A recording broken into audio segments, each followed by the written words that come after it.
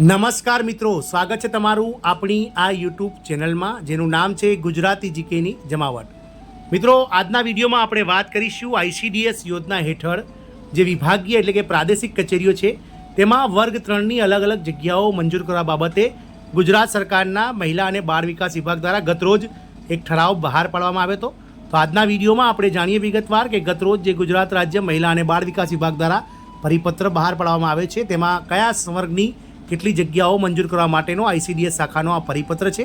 તો વિડીયોના અંત સુધી આ બના રહેશો અને જો તમે અમારી ચેનલમાં નવા હોય તો અમારી ચેનલને મિત્રો સબસ્ક્રાઇબ કરીને બાજુમાં રહેલું બેલ આઇકોન દબાવી ઓલ નોટિફિકેશન ઓન કરી લેજો, જેથી કરીને ચેનલ પર મૂકવામાં આવતા વિવિધ ભરતીઓના નોટિફિકેશન, વિવિધ ભરતીઓના પરિણામ સાથે જીકેના વિડીયોઝ અને સરકારી કર્મચારી પેન્શનર્સ યોજનાઓને લગતા પરિપત્રો આવા તમને સરળતાથી અમારા ચેનલના પ્લેટફોર્મ પરથી ઉપલબ્ધ થઈ જાય.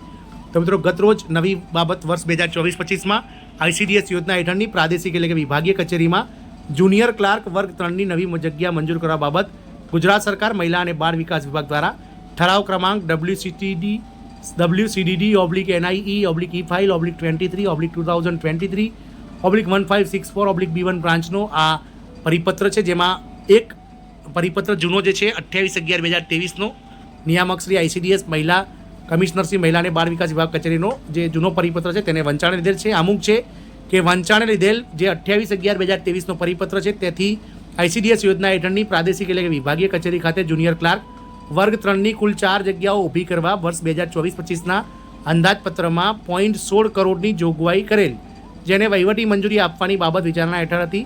ટૂંક વિચારણાને અંતે નીચે મુજબ ઠરાવવામાં આવેલ છે, એટલે કે ઠરાવ કરવામાં આવેલ છે, જેમાં ICDS યોજના હેઠળની પ્રાદેશિક એટલે કે વિભાગીય કચેરીમાં જુનિયર ક્લાર્ક વર્ગ 3ની 4 જગ્યાઓ જેનો પગાર ધોરણ 19,900 થી 63,200 પે લેવલ 2 પગાર ધોરણ મુજબની નવી જગ્યાઓ ઊભી કરવા માટે વર્ષ 2024-25માં કુલ રૂપિયા 0.16 કરોડની જોગવાઈ બજેટમાં કરવામાં 100% સ્ટેન્ડ બટન નીચેની શરતોને આધીન ખર્ચ કરવા માટે વહીવટી મંજૂરી આપવામાં આવશે. જેમાં અલગ અલગ શરતો છે મિત્રો, તેમાં શરતોમાં લખેલ છે કે આ જગ્યાઓ ઉપરની ભરતી સરકારશ્રીના જે તે જગ્યાના પ્રવર્તમાન ભરતી નિયમો અને નિયત ભરતી પદ્ધતિને અનુસરીને કરવાની રહેશે. બીજી છે મિત્રો, સીધી ભરતીમાં ફાળાની જગ્યાઓ વહીવટી મંજૂરી મળેથી 6 માસમાં સીધી ભરતીથી ભરવા અંગે સામાન્ય વહીવટ વિભાગ અને નાણાં વિભાગ મારફત સ્થાયી સમિતિની મંજૂરી મેળવી ભરતી પ્રક્રિયા હાથ ધરવાની રહેશે.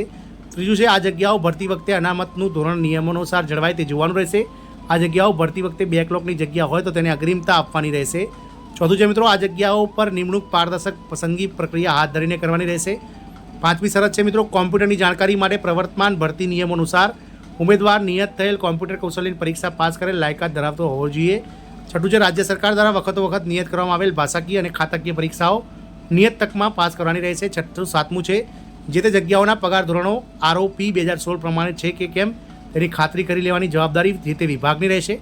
આઠમું છે મિત્રો, વર્ગ 3ની જગ્યાઓ ભરતી નિયમોની જોગવાઈ મુજબ જો ભરતીના ફાળે આવતી હોય તો તે પ્રમાણે, જો સીધા ભરતીના ફાળે આવતી હોય તો નાણાં વિભાગના તારીખ 16 ફેબ્રુઆરી 2006થી અમલ બનેલ ફિક્સ પગારની નીતિ અને નાણાં વિભાગના તારીખ 28/3/2016ના ઠરાવથી નિયત થયેલ બોરીઓ અને શરતો અનુસાર અને તેમાં વખત થયેલ સુધારાઓની જોગવાઈઓ પ્રમાણે ભરવાની રહેશે. નવમું છે, સીધી ભરતીથી નિમણૂક પામનાર ઉમેદવારને નિયમિત નિમણૂક પત્ર મળ્યા બાદ નાણાં વિભાગના 18/3/2005ના ઠરાવ મુજબ જે છે તેની જોગવાઈ પ્રમાણે રાજ્ય સરકાર દ્વારા 1/4/2005થી દાખલ કરવામાં આવેલી નવવર્ધિત પેન્શન યોજના હેઠળ આવરી લેવાના રહેશે. આ નવી મંજૂર કરાયેલ જગ્યાઓ જે તે નાણાકીય વર્ષના અંત સુધી ચાલુ રાખવાની મંજૂરી આપવામાં આવશે.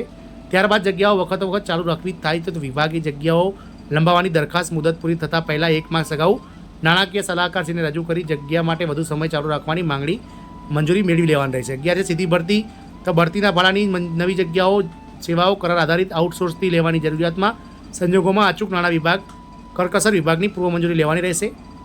12 છે મિત્રો, પ્રસ્તુત કામ માટે પ્રવર્તમાન નિયમોને આધીન ચાલુ તથા આગામી નાણાકીય વર્ષમાં પર્યાપ્ત અંદાજપત્રીય જોગવાઈ કરાવી લેવાની રહેશે. આ અંગેનું ખર્ચ રાજ્ય સરકારના સ્થાયી તેમજ વખત લાગુ પડેલ ઠરાવો અને પરિપત્રો અને નિયમોને જોગવાઈ મુજબ નિયત પદ્ધતિથી કરવાનું રહેશે. 13મું છે, આ મંજૂરી અંગે કરવાના થતા ખર્ચ અંગે નાણાકીય ઔચિત્યના સિદ્ધાંતોને અમલ કરવાનો રહેશે. આ મંજૂરી અન્વયે ફાળવાયેલ ગ્રાન્ટનો અન્ય હેતુ માટે ઉપયોગ કરી શકાશે નહીં. બચત રહેતી રકમ વર્ષના આખરે સરેન્ડર કરવાની રહેશે. યોજના હેઠળ નિયત કરવામાં આવેલ શરતોનું ચુસ્તપણે પાલન કરવાનું રહેશે અને સદર વહીવટી મંજૂરી અન્વયે સતત 3 વર્ષ સુધી ખર્ચ ન થાય તો આ વહીવટી મંજૂરી આપોઆપ રદ થઈ જશે. આ અંગેનો ખર્ચ જે છે તે મિત્રો 100% સરકાર દ્વારા નાણાં વિભાગની ફાઇલ જે છે 3/3/2024ની તે અન્વયે બહાર પાડવામાં આવેલ છે. ICDS વિભાગમાં મિત્રો જુનિયર ક્લાર્કની વર્ગ 3ની જગ્યાઓ જે છે તે ટૂંક સમયમાં મિત્રો બહાર પડે તેના માટેનો આ પરિપત્ર ગુજરાત રાજ્ય મહિલા અને બાળ વિકાસ વિભાગનો છે. આશા રાખીશું કે મિત્રો જુનિયર ક્લાર્કની આ જગ્યા સરકાર ટૂંક સમયમાં ભરતી કરી અને ભરે તેવી આશા છે. જય હિન્દ, અસ્તુ.